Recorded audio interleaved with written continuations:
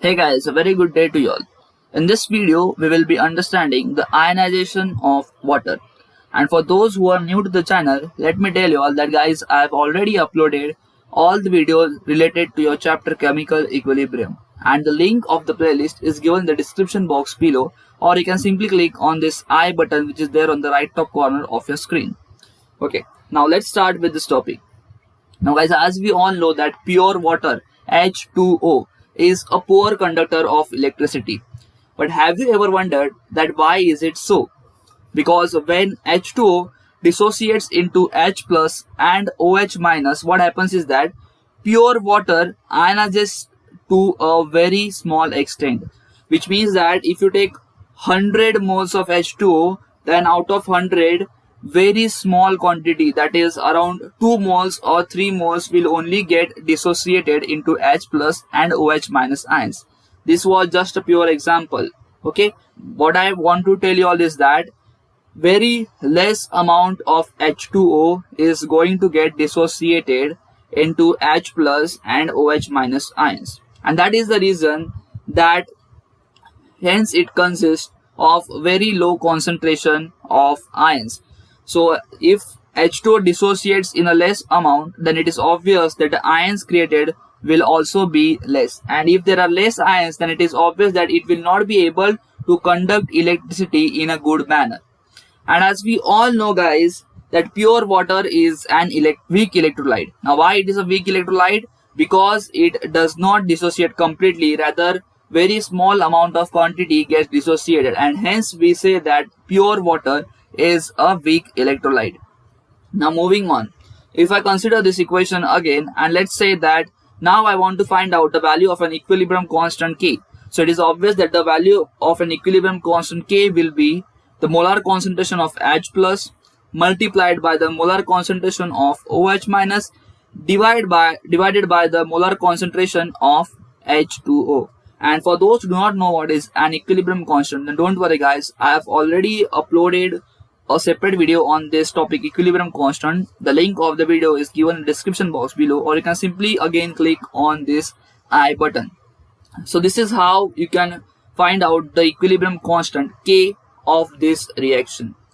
Now moving on, as we have already seen that tiny fractions of H2O molecules are ionized into H plus and OH minus, which means that only less amount of H2O molecules get dissociated into H plus and OH minus ions.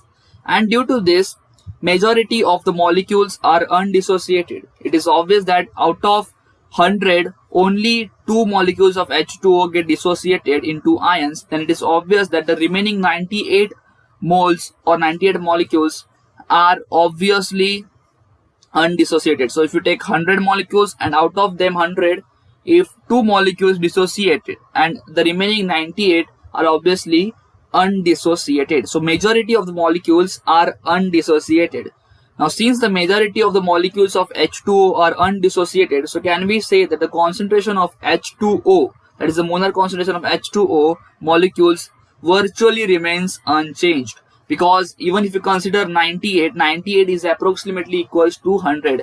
So there is not a much change observed in the molar concentration of H2O. It remains almost the same because very less amount gets dissociated. Now moving on, since this remains unchanged, that is the concentration of H2O, molar concentration of H2O molecules is going to remain unchanged, and therefore we say that the molar concentration remains constant.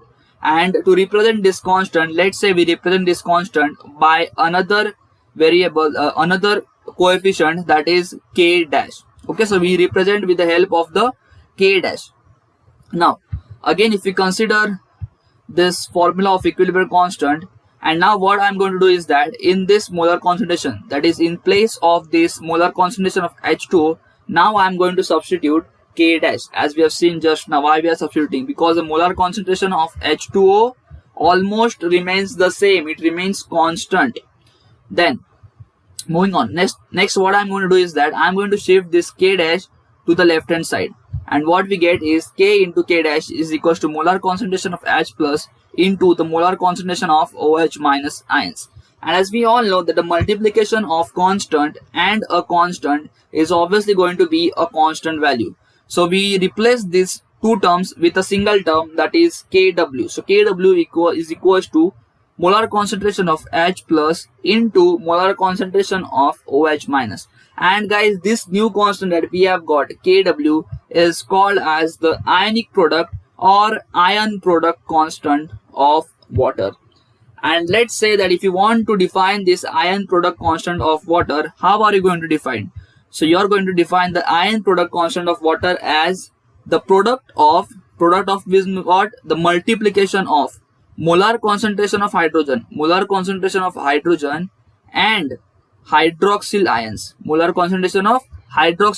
which are at ionic equilibrium in pure water at a given temperature. Because if you change the temperature, then it is obvious that the value of an equilibrium constant is also going to vary. Now, it's not an equilibrium constant but the value of constant. Okay, my bad. So the value of constant is going to vary if you change the temperature. Now, moving on, guys, let's say that you consider the equation H2O giving us H plus and OH minus. It is a reversible reaction.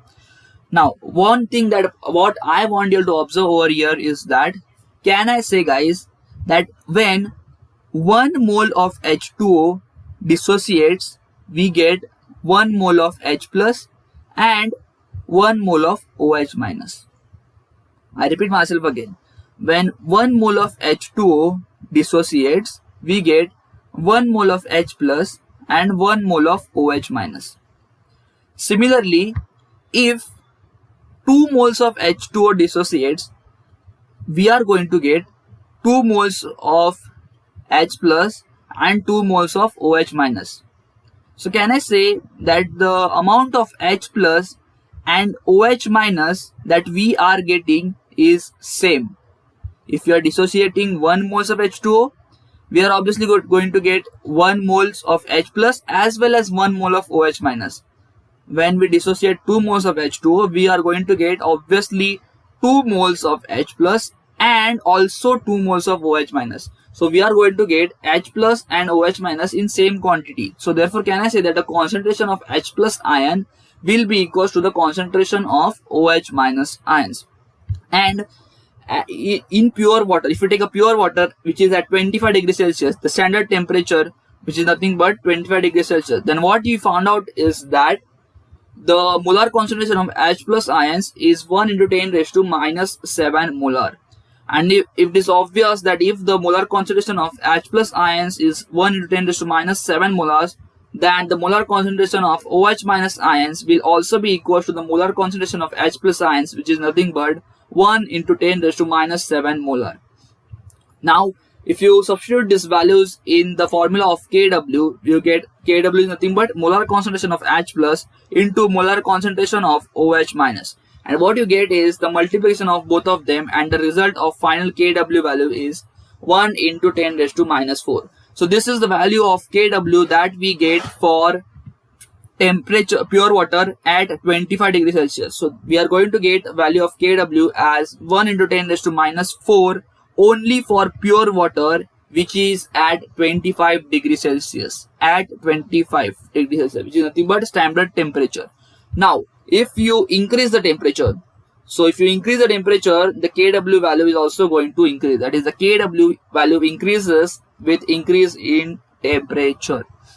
So guys, this was all about your ionization of water. If you like this video, then please do not forget to subscribe to our channel, and do check out my channel where I have uploaded class 11 and 12 chemistry videos that might be helpful for you. And guys, thank you for watching this video.